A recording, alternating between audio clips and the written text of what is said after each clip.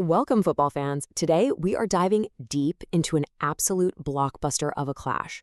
The 2026 FIFA World Cup is right around the corner, and we're looking at a massive Group C showdown happening at MetLife Stadium in New Jersey. We've got two absolute powerhouses, Brazil and Morocco. We're going to break down exactly why this is shaping up to be one of the best matches of the entire tournament. It's not just about the big names. This is going to be a pure test of tactics and nerves for a full 90 minutes. Now, I want you to think about the number 24. What's the big deal with 24? Well, let's take a quick trip down memory lane. After the golden era of Pelé and Garrincha, Brazil went through a really painful 24-year drought without a World Cup trophy, stretching from 1970 all the way to 1994. And where did they finally break that curse? Right here on American soil, thanks to the magic of Romario and Bebeto. Fast forward to today, and it's almost spooky. Since their famous fifth win back in 2002, Brazil's been waiting exactly 24 years as we head into 2026. And wouldn't you know it, the tournament is back in the USA. So the massive question is history about to repeat itself, or is the wait going to get even longer? So going into this, we have to ask ourselves, is this your classic David versus Goliath setup? You might naturally assume five-time champions Brazil are the clear favorites here, making Morocco the plucky underdog. But the current FIFA rankings tell a completely different story. Brazil is sitting at number 5, but Morocco is literally breathing right down their necks at number 7. There is only a single spot separating these two teams. Morocco's magical semifinal run in Qatar? Absolutely not a fluke. Since 2023, their incredible form, powered by stars playing in Europe's top leagues, has turned them into one of the most consistent, dangerous teams on the planet. This isn't some one-sided affair. It's going to be a grueling head-to-head battle between two physically and mentally resilient squads. And orchestrating this battle are two brilliant masterminds. On the Brazilian side, you have the Italian legend himself, Carlo Ancelotti. After just dominating club football and winning everything under the sun with Real Madrid, this is his first major international gig. His calm demeanor and elite man management are exactly what Brazil needs to reclaim their glory. On the flip side, Morocco is led by Mohamed Wabi. This guy actually won the World Cup with the Morocco under-20 squad in 2025. He's built this incredible undefeated streak, and his aggressive, high-pressing, fast transition style has made the senior team practically unstoppable. All right, let's shift gears and get into the actual tactical masterclass, specifically focusing on the in-possession phase. So what exactly do we mean by in possession? Simply put, it's the phase of play when your team actually has the ball and you're actively trying to create scoring opportunities. In modern football, just keeping the ball isn't enough anymore, right? It's all about how efficiently you can move that ball into the opponent's danger zone. Whoever manages this better today, whoever plays the more effective passes, is going to win this game. We can break this possession phase down into 3 distinct steps. Think of it like a 3-step puzzle. First step is the buildup, where teams start their attack right from the defense. A common trick here is creating a +1 overload, basically having one more player than the opponent in a certain area, to effortlessly break through the opponent's press. Second is progression, moving the ball through the midfield up to the forwards. This is where structural rotation kicks in.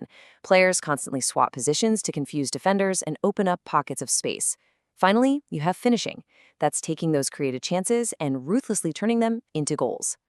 Of course, drawing up tactics on a whiteboard is one thing, but applying them on the actual battlefield, especially when dealing with major injuries, is a whole different story. Both fan bases have taken some really tough hits recently. Brazil is going to be without their ultimate superstar, Neymar, who's still sidelined with a long-term calf injury. On top of that, they're missing key guys like Wesley, Eder Militao, and Rodrigo. Losing a creative genius like Neymar in that crucial finishing phase, a guy who can single-handedly carve up a defense, is definitely going to give Ancelotti a headache. But Morocco isn't perfectly healthy either. They've lost their defensive rock, Naif Aguerd, along with winger Ezel Zoli, and there are serious doubts about Mazraoui. Missing those key defensive pieces could really shake up Morocco's normally rock-solid structure. Now, Brazil's Rafinha recently made a pretty bold statement. He basically said Brazil is actively working to exploit those exact Moroccan weaknesses. Even without Neymar, Ancelotti can deploy a super aggressive 4-2-4 formation. We're talking about unleashing Vinicius Jr., Rafinha, and the young sensation Endrick all at once. Having 4 elite forwards constantly pressuring the penalty box is going to be an absolute nightmare for Morocco's less experienced center backs, especially without Aguerd there to anchor the line. But hold on, because Brazil's intense aggression actually creates a massive tactical vulnerability. The left side of Ancelotti's defense, particularly with aging left-backs like Alexandro, has lost a bit of its pace. And believe me, this is exactly where Morocco will strike during their progression phase. You've got the lightning speed of Morocco's right-back Achraf Hakimi overlapping, combined with the dazzling dribbling of Brahim Diaz. They could literally tear Brazil's left flank to pieces. And since Vinicius Jr. isn't exactly known for dropping deep to help out on defense, Sandro might be left totally isolated to handle that speed. So how are these squads actually going to line up? Let's take a look at the expected starting 11s and get down to our final verdict for this June 13th showdown, officiated by referees Slavko Vincic. On paper, this is quite literally a battle of the stars across the entire pitch. Starting at the back, you've got Liverpool's elite shot-stopper, Alisson Becker, facing off against the incredible Yacine Bounou. In the midfield engine room, Brazil's Casemiro and Bruno Guimaraes are going head-to-head with Qatar World Cup hero Sofiane Amrabat. And up top, the explosive flair of Vinicius and Endrick going against the flawless chemistry of Real Madrid's Brahim Diaz and Achraf Hakimi. It's going to be an absolute dogfight for every single inch of grass. Historically, these two have only met 3 times. Brazil does hold the edge with 2 wins, including that famous 3-0 dominant victory back in the 1998 World Cup.